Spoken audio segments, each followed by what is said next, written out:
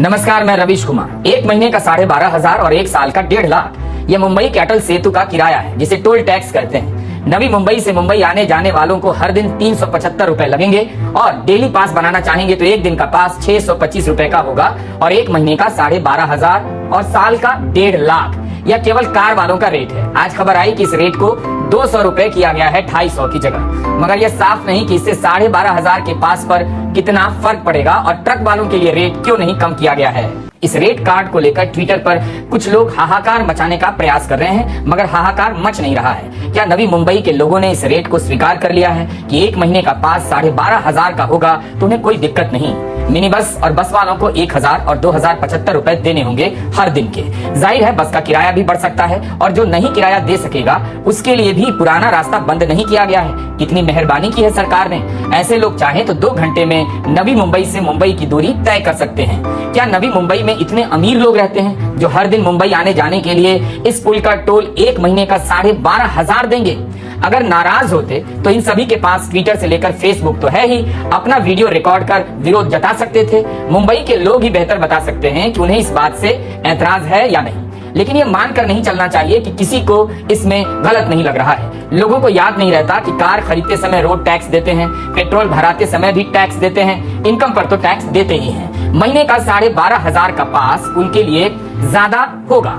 वैसे अगर बाइक वाले, ऑटो वाले और ट्रैक्टर वाले सोच रहे हैं कि वे भी समंदर पर बने भारत के इस सबसे लंबे पुल पर आवाजाही करेंगे तो यह सूचना काम आ सकती है। यह पुल उनके लिए नहीं बना है, वे बाइक या ऑटो लेकर नहीं जा सकते।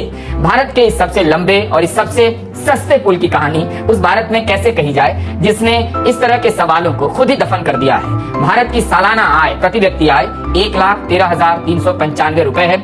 अटल सेतु का एक साल का कार का पास 1.5 लाख रुपए है।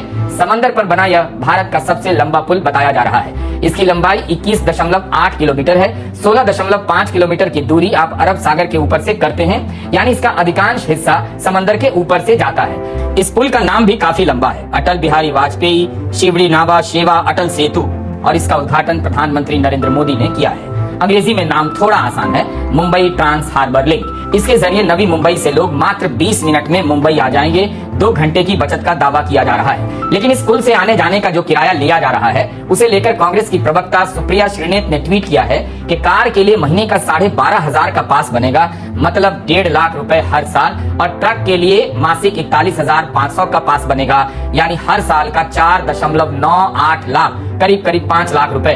अगर एक ट्रक वाला एक पुल का महीने का 41,500 रुपए देगा तो इसका असर महंगाई पर भी पड़ सकता है। यह केवल नवी मुंबई से तो चलेगा नहीं, जहां से चलकर आ रहा होगा रास्ते में भी कई जगहों पर इस तरह के टोल नाकों पर पैसे देने पड़ते होंगे। एक ऐसे भारत में जहां ज्यादातर लोगों के लिए 25,000 महीना कमा लेना बड़ा लक्ष्य है, उस भारत में एक पुल पार करने के लिए 12,500 महीना देने वाले भी शायद कम नहीं होंगे। अगर नहीं है तो कम से कम उनकी आवाज से पता तो चलता। बिल्कुल पता नहीं चल रहा है कि उन्हें इस बात से तकलीफ हो रही है। जिनके पास कार है वो नवी मुंबई से मुंबई इस पुल से आएंगे और उनके पास सोशल मीडिया का पेज भी होगा, लेकिन क्या वो लिख रहे हैं, बोल रहे हैं? ये एक किस्म का आर्थिक अत्याचार है।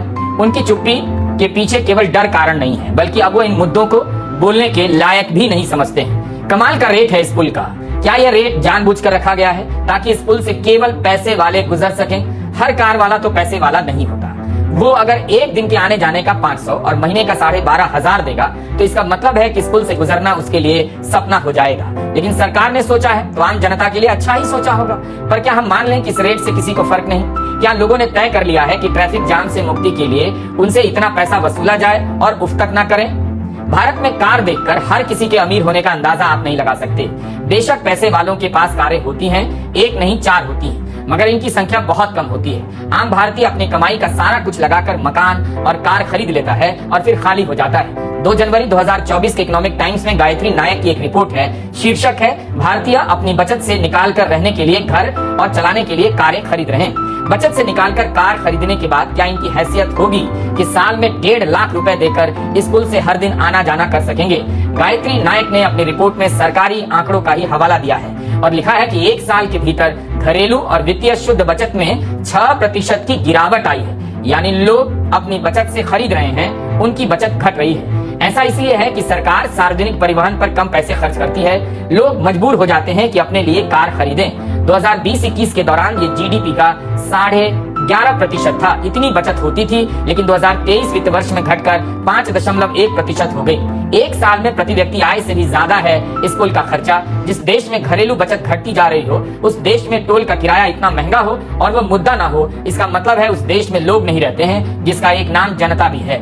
अटल सेतु का रेट कार्ड खूब वायरल कराया जा रहा है। इसका इस्तेमाल सरकार का मजाक उड़ाने में भी हो रहा है, लेकिन जनता इसके जरिए अपना विरोध प्रकट नहीं कर रही है। दोनों में बहुत अंतर है। रेट कार्ड को लेकर मजाक उड़ाना बिल्कुल अलग बात है, और इस रेट को लेकर आक्रोश प्रकट करना, सरकार पर दबाव बनाना बिल्कुल अलग बात है। ये तब है जब लोगों का निजी उपभोग, प्राइवेट कंजम्पशन घटता जा रहा है। Centre for social and economic progress CSEP की सदस्य रेणु कोहली का फाइनेंशियल एक्सप्रेस में एक लेख छपा है। कहने को जीडीपी का विकास दर 7.3% है, लेकिन इसमें निजी उपभोग का हिस्सा 72% से घटकर 34% पर आ गया है। इतनी गिरावट आ रही है, तो इसलिए कारों की बिक्री का समाचार पढ़कर आप ये न समझे कि अर्थव्यवस्था जगमग जगमग कर रही है। लोग अपनी बचत से पैसे निकालकर कारें खरीद रहे हैं, क्योंकि शहर में बस जैसे सस्ते सार्वजनिक परिवहन की सुविधाएं घटती जा रही। अगर लोग अमीर हो रहे होते तो कंज्यूमर डिमांड, उपभोक्ता मांग 7.4% से घटकर 4.4% पर नहीं आती।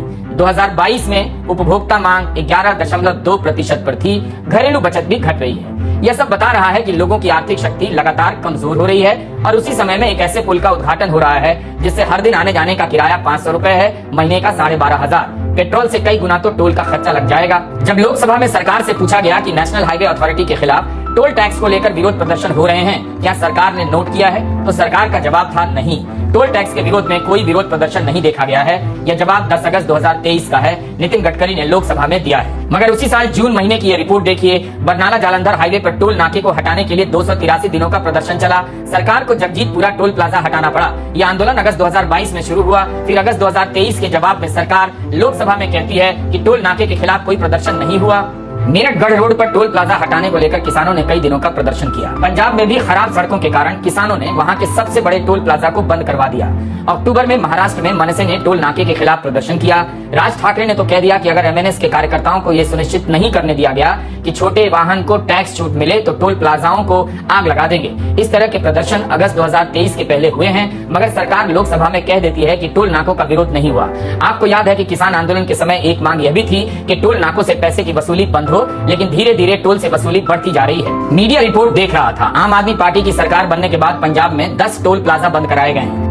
सितंबर 2023 की फाइनेंशियल एक्सप्रेस की खबर देखिए। 5 महीने में ही NHAI को अपने टोल टारगेट की 75% रकम सरकार से मिल चुकी थी। कुल 15,605 करोड़ रुपए सिर्फ 5 महीने में। अनुमान है कि इस वित्त वर्ष में NHAI को टोल से 20,000 करोड़ से अधिक की राशि प्राप्त होगी। बिना नाम बताए किसी अफसर का बयान इसमें छपा है कि विभाग को उम्मीद है कि टोल की वजह से बजट में आवंटित राशि से भी बहुत अधिक राशि मिल जाएगी। कई मीडिया रिपोर्ट में इसके पीछे फास्ट टैग को बड़ा कारण बताया गया है। गुजरात की ये खबर तो आपने देखी होगी। फर्जी टोल नाका बनाकर कुछ लोग वसूली कर रहे थे। 1.5 साल तक इन लोगों ने वसूली की। हम टोल देने में इतने मस्त हो गए हैं, व्यस्त हो गए हैं कि फर्जी नाके पर भी टोल दे आते हैं। नितिन गडकरी ने कहा है कि भारत सरकार 2030 तक टोल टैक्स से होने वाली कमाई को 1,30,000 करोड़ तक ले जाना चाहते हैं। गडकरी के 2 बयान हैं इस संदर्भ में।